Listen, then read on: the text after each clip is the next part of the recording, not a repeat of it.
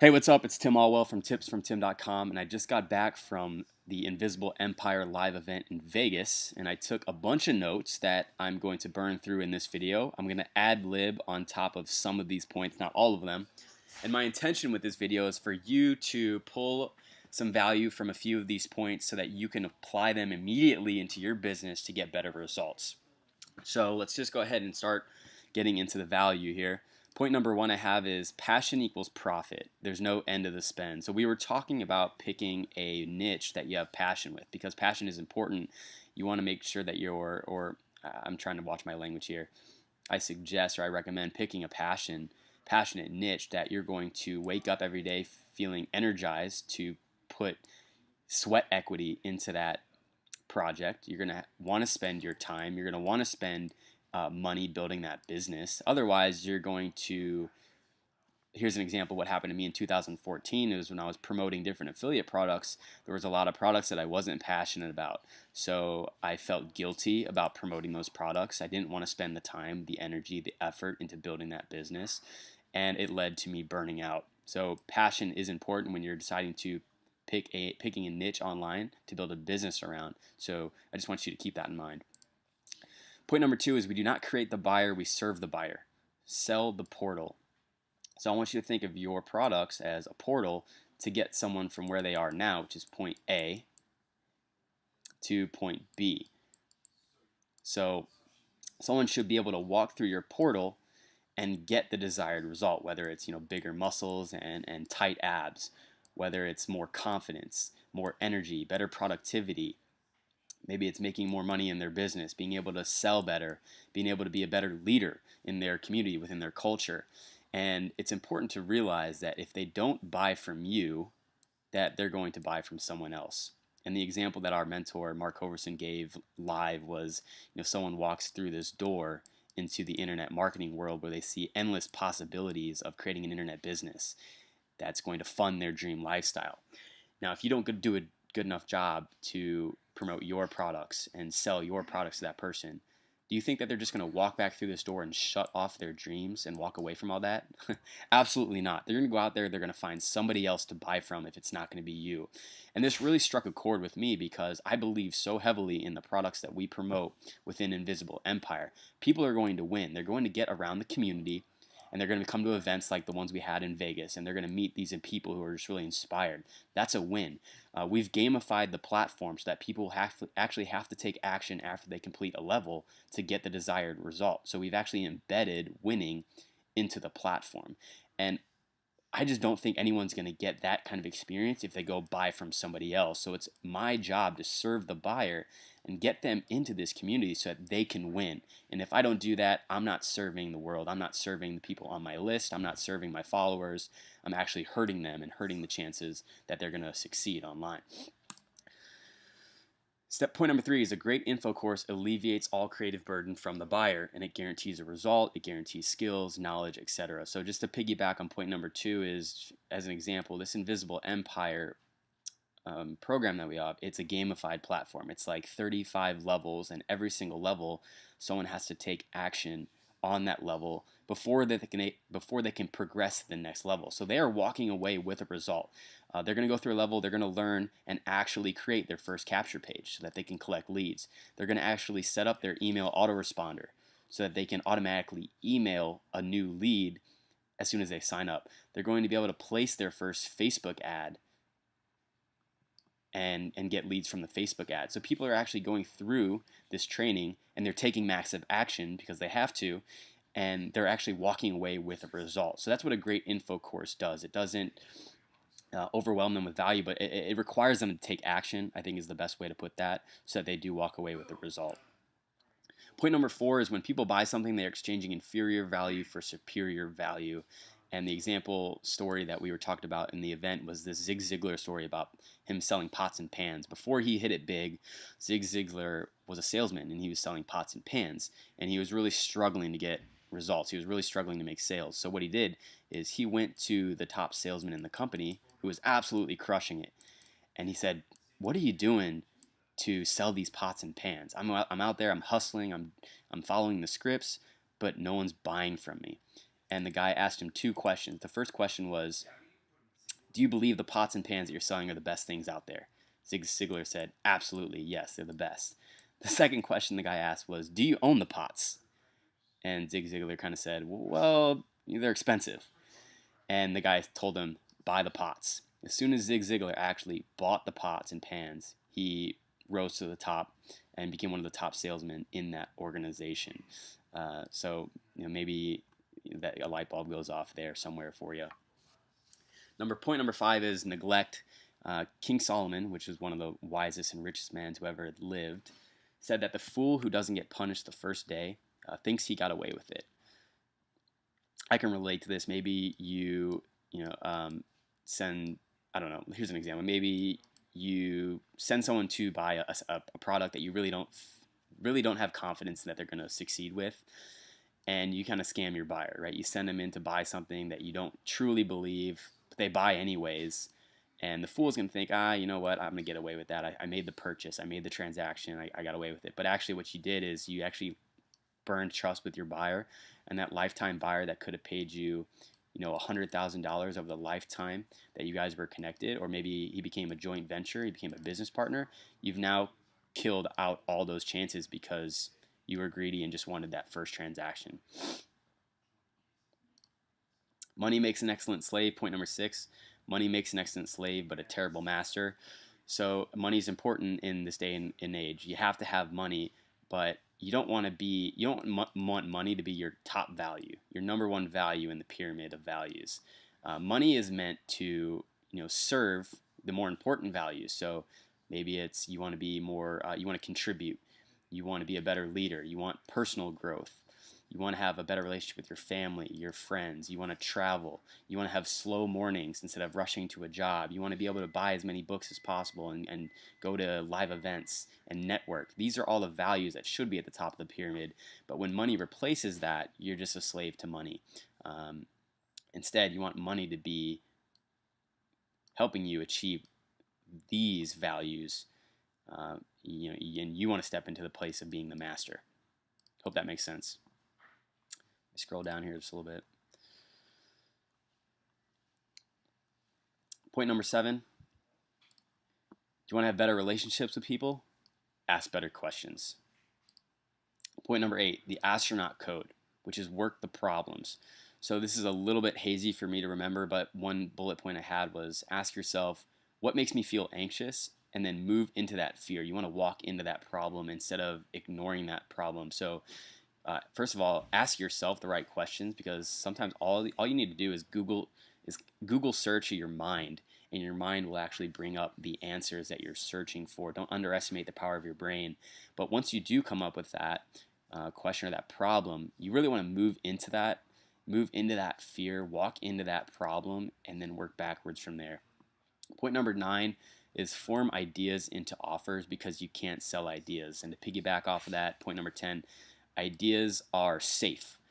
No one can judge you for an idea, but actions on and offers are risky. And a good example of that is this post I did on my Facebook for people to actually get my notes from this Vegas event. I put myself on the line right here. If I switch to my Facebook profile, this post right here. See, I don't treat Facebook as a consumer. And if you want to monetize your social media, you have to switch from being a consumer to a creator on social media. Most people are afraid to put themselves out there like this, because guess what, guys? I wasn't guaranteed any kind of response. I wasn't guaranteed that people was going to comment, send me the notes. Now, I actually had a good response on this post. I had 17 or 18 people want my notes, but guess what? I was putting my ego on the line to do something like this. Here's some negative thoughts that could have crossed into my head, and maybe this has happened to you, but what are my friends and family going to think, or what are my friends from high school going to think when they see this post? What if no one likes this post? What if no one comments on this post? My ego is going to be bruised, right? These are all things that could have happened, and you have to be able to risk that. You have to put your ego aside, and you have to start thinking in terms of getting leads and not getting likes and followers. I see a lot of people overvalue a like and a follow because it's an ego value, right? It's an ego characteristic. But what I really want is comments and leads, comments that actually lead to someone getting on my email autoresponder. So I'd much rather have five likes and one comment than 20 likes and 0 comments, because I'm after the leads, because you can monetize leads, you can't monetize likes. Does that make sense? I hope it does. So that was the point there. Point number 11, high ticket commissions give you margins to intensify your offers. So the first, I want to say 1 or 2 years that I spent online, I was trying to sell low ticket products, something for $37 that paid me a $20 commission. $20. And I also sold a $97 product that paid me $50 commissions. Now, there's not a lot I can do with 20 bucks or 50 bucks, okay? That's basically going right back into the business for the infrastructure. Now, I sell a product that's $5,000 that pays me $3,000 commissions. And what can I do? That's such a great margin. And here's an example of how you can intensify your offers. So you can do like what's called a VIP day, where maybe if someone buys your high ticket product, you can have them fly in. They'd have to pay their flight and maybe their hotel, but maybe you take them out and you treat them to dinner and drinks, and maybe you go down to a local cigar bar and you have a little mastermind at one of your favorite cigar bars, and you pick up the bill there, you pick up the cigars, and you treat them to an experience that is unforgettable. And it's just not something that you'd be able to do if you only made $20 commissions on that or $50 commissions. So you can really intensify your offers when you have margins like that, and you can make it a special day. So I'd much rather make $2,500 off that and have to spend $500 making a memorable experience than not making any money at all, because I'm too cheap to make this experience more memorable for my buyer. Point number 12 is no one is waiting for your validation. This was huge for me. So I knew I had the skills and I knew I had the knowledge and the power to go make money online, but I was almost waiting. This was last year. I was waiting for people to give me permission to make money online.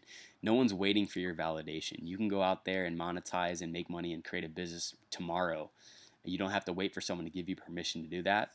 That's just coming from your core confidence. Point number 13 is the strength of your relationships depends on your willingness to risk it. This is huge. Are you willing to have critical conversations with your spouse, your relationship, your partner, your friends, your buyers, to make sure that you're holding them accountable? They're going to respect you more for that. But if you're going to shy away from that, I mean, the strength of your relationship is pretty weak. Powerful language. So this was an example Mark gave at the event was, I don't have the time. That's stressful language versus I won't spend the time. That's powerful. So an example is that Mark's made over $20 million online. He's an 8-figure earner. So he can't spend all of his time, every time he gets a new buyer, giving them a 15-minute coaching call. He's just above that. He did that in the beginning to build his network and to build his business. He can't do that anymore. So he actually won't spend the time. That's coming from a place of power. But when you're coming from a place of I don't have the time, which is an excuse, it's never true. That's a stressful stance to come from. So just be mindful of that. Point number 15 is how can you intensify your offer?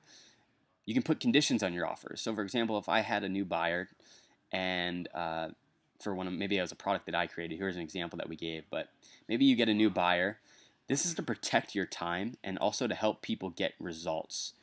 That's chicken scratch. But an example is, hey, a new buyer comes in. Guess what? Hey, you have to spend, and maybe one of the intensified your offer, you offered a 30-minute coaching session to intensify it, to stack a bonus on top. Well, for someone to redeem that 30-minute coaching session, you give them instructions. Hey, you got to go out and spend $50 in Facebook ads over the next 30 days, and you actually have to go through this training, XYZ training, watch the first 2 trainings, and then you unlock your 30-minute coaching session. Otherwise, people are going to demand that coaching session up front without taking any action. It actually won't be as fruitful for them. It won't be as good as an experience for them if they hadn't gone out there and got their hands dirty by spending money on ads. But also, put a time constraint on it. Otherwise, you're going to come back a year later after they got distracted. Maybe they had a wedding. Maybe they went on vacation. Maybe they had to move across the country for a new job. And all of a sudden, 8 months go by, and they hit you up saying, "Okay, finally spent $50 on ads. Finally went through these trainings." And you're thinking that was 8 months ago. I'm way beyond that, dude. I don't even do that anymore. But you have to fulfill. You have to fulfill on that because that was your offer and there's no way around it. So you have to protect yourself by making your communication crystal clear. Point number 16 is that leadership is creating an emotional environment where winning is probable, not possible, but probable. So going back to our Invisible Empire platform, and I'm also a part of a kind of like a bro frat for entrepreneurial minded guys. It's called Limitless. Now, these levels, these platforms are gamified, meaning we have to complete the level and take action on what was learned in that level before we can progress to the next level. So winning is actually embedded into the platform, like I've talked about previously. It's probable. It's not just possible, but you're going to actually go in and get a result. And that's leadership. Ad copy, nightmare versus the paradise. So this is a big takeaway, is that when you're writing ad copy, you want to paint the picture of the nightmare and then also paint the paradise. So you want to get both extremes. So maybe the nightmare is, hey, if you don't go and follow your dreams of creating this internet business, you're going to be stuck in that job. You're going to be missing your son's ball games that's at 4:30 in the afternoon because you're going to be stuck at work. Or you're going to be missing his baseball practice or your daughter's dance recitals. You're not going to be able to make enough money to actually spend get cool Christmas gifts for your family, your kids. You're not going to be able to travel as much as you want. You're going to be unhappy. You're going to come home depressed and tired, and you're not going to be able to work on those passion projects. That's the nightmare, right? And then you paint the paradise. So how would it feel if you had slow mornings and you woke up at 8 a.m. and you got to settle into your coffee and read a nice chapter of a book instead of rushing off to work? How would it feel if you were able to buy your kid or take your kid on that awesome vacation that you've been promising him for over a year, because you're not locked into a job, so you have time freedom. You're also making a lot of money, so you have income freedom. You can carry your laptop with you, so you have location freedom. What's that going to look like? You're going to be able to show up in your community and be the leader and become a influencer within your culture. You paint both sides in your ad copy. And point number 18, when structuring a deal, your partner has to win and you have to win. This can't be lopsided. Point number 19, cultural commitments come from focusing on the individual, not the group. So whenever I bring in and this was Mark's example, but whenever he brings in a buyer to his products, he gives them the resources to win. And it's on the individual to go out there and apply those resources. Mark knows that, and I know that when we bring people into our Invisible Empire community or Limitless, they have everything they need, all the resources to succeed. They have the culture, they have the training, they have the support, and we make it focus on the individual. Okay, now it's up to that person to take action. If they don't take action, we can't carry the guilt around for that. I hope that makes sense. Point number 20, the eighth wonder of the world is compound interest. Albert Einstein said that.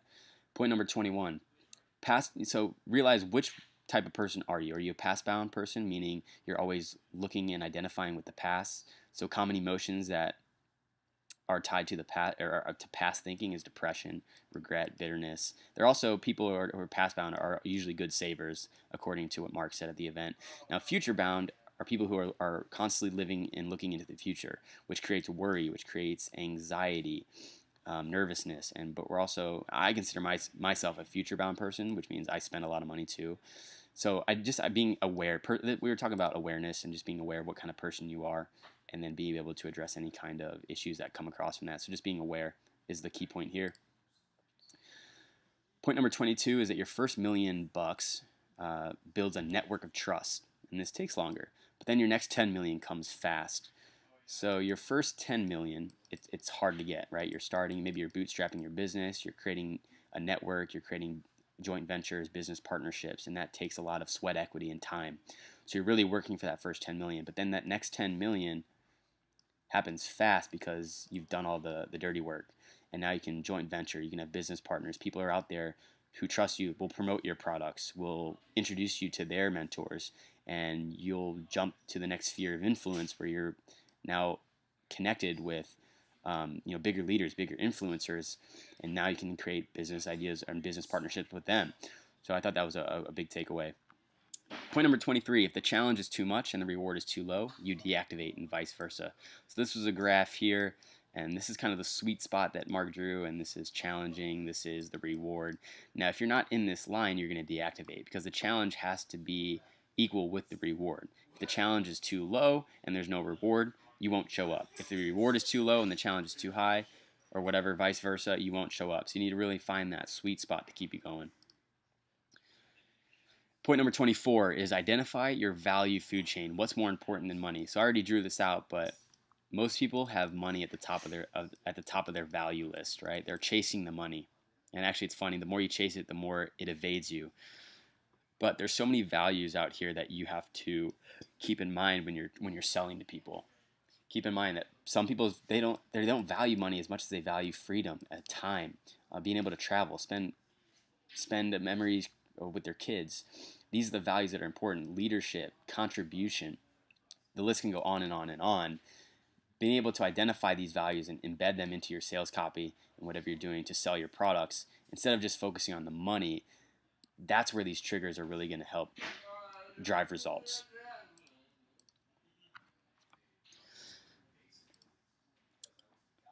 Where am I at here? Okay, honeypots, how to get social media leads. Okay, you've kind of already seen how this works, but this is critical. You have to disengage the ego from being a popularity contest, wanting likes and comments. I've already spoke on that. You have to be a value giver that cares about monetization. So this is caring less about likes and more about leads. And you have to create honeypots consistently. And when someone actually wants that honeypot and you get them onto your email list, that first email that you send out, make sure you end it with a call to action, whether it's filling out a application, whether it's going to a sales page, whether it's, hey, reply to this email and tell me what you're struggling with in your business, or hey, sign up for a free coaching call. Something that's going to progress the interaction to the next ladder, because every sale is a series of multiple transactions. With this honeypots, you got to, if we break down that honeypot post, that Facebook post right here, you'll see that the first transaction is just someone reading this post. That's the first rung of the ladder. The next is being able to comment, say, send me the notes. So then people have to comment. Then I add them to my email. They actually have to open up the email when I send it. They have to consume this training, either the notes, even this video training. Then they go take the call to action. Maybe they fill out an application. Maybe we hop on the phone, and on it goes until I actually close the sale. So this sale, when I actually collect the money, is a series of microtransactions that starts from just people spending time. They actually transact. The transaction here is time, spending time to read this, spending the energy to leave a comment, then to open up the email, and so on up and so forth. And then a big hack that I had, and I learned this from Tyler Toshiro, one of my good friends, is you actually manually add the prospect's email into your email autoresponder. So if I go back to this honeypot post that I did, everyone that commented here, I sent them a message and I just said, hey, what's your best email so that I can send you my notes tomorrow? And they just gave me their email. And then I went into my Aweber, which is my email autoresponder, and I went in and I added, and you'll see I had 17 subscribers yesterday. Not all of those were from the honeypot. Some of those came from my blog. But if I scroll down here, yesterday I had 13 people from that Facebook post, another 5 people today. So instead of what I did in the past, which is I would actually give them a link and I would drive them to a capture page, which they had to punch in their email address on a capture page. That's just more burden for the buyer. So remember, I was talking about alleviating all the creative burden. Instead of driving people to a capture page where they have to enter in their email address, which also risks them bouncing and I don't collect the lead, I just said, hey, what's your email address? And then I go ahead and I actually manually add them into my autoresponder so that I can follow up with them so they don't have to spend any additional time or energy getting my notes. I took care of everything for them. Point number 26 is Facebook ads. So we had a little breakout session talking about Facebook ads. My roommate Chris Stapleton, who's quit his job last year, he was a waiter at a Mexican restaurant working for $3 tips. Placed his first Facebook ad and made like $10,000 in a few weeks, and then went on to make $70,000 last year and quit his job as at the Mexican restaurant he's been waiting tables at for 11 years. And he said the headline, the first 1 to 2 sentences is the most important part of your story ad. And a story ad is just a type of ad that we teach within Invisible Empire. But you want to call out your audience in the beginning. You want to have a hook that gets them, that captures their attention right away. So an example of calling out your audience within those first 2 sentences is, for example, if this ad that he wrote was targeting network marketers, So his first sentence was, hey, getting results in your network marketing business is easier than you think. So now network marketers know that, hey, this is for me. Um, or you can also say, attention network marketers. So you can manipulate this to whatever your business is, whatever your hungry buyer or your perfect avatar is, but make sure you're calling that out within the first few sentences. And then you want to tell the hero's journey. So basically, in Chris's ad, he told the nightmare and then the paradise. So he told the story from when he was a waiter and he was struggling to make money. His friends and family were doubting him. His girlfriend wanted to break up with him. He was about to give up on his dreams. He was tired of going to his job. That was the nightmare that he didn't want to live in. Then he told the paradise, which is, hey, now I quit my job. I have more money than I've ever had. I have more freedom to hang out with my friends, to do whatever I want on a day-to-day basis. I have money to read. I have money to buy all the books that I want. I have the time to read those books. And that was the paradise. Now, this should directly to relate to whatever your perfect avatar is or whoever your buyer is. But you want to paint that nightmare and paradise. That's going to be the hero's journey. Tell your transformation. And then godlike marketing is that every word is a magnet. So if you read this ad, every single word was planned out. Every single word had a purpose. There wasn't a word in there that just kind of made its way by accident. That's what godlike marketing is. That's what good ad copy is. That every single word is designed to get people to the next word or the next sentence, and keep reading through the ad until they take the call to action at the end, which is register for a webinar or sign up for an email list or whatever the case may be. So those were my notes from the Invisible Empire event. Guys, I hope you got a lot of value from that. If you did, please make sure that you subscribe to the YouTube channel, because I'm going to be creating a lot of content, and that way you won't miss it. Or just reach out to me on Facebook if you have any questions about what Invisible Empire is, or if you're trying to learn how to create an internet business, where to start. Just go ahead and reach out to me. My Facebook is Tim Allwell. My picture, and I'm wearing some sunglasses. Just go ahead and shoot me a message. I'll reply to any message that I get. Thank you so much for watching. I'll see you guys later.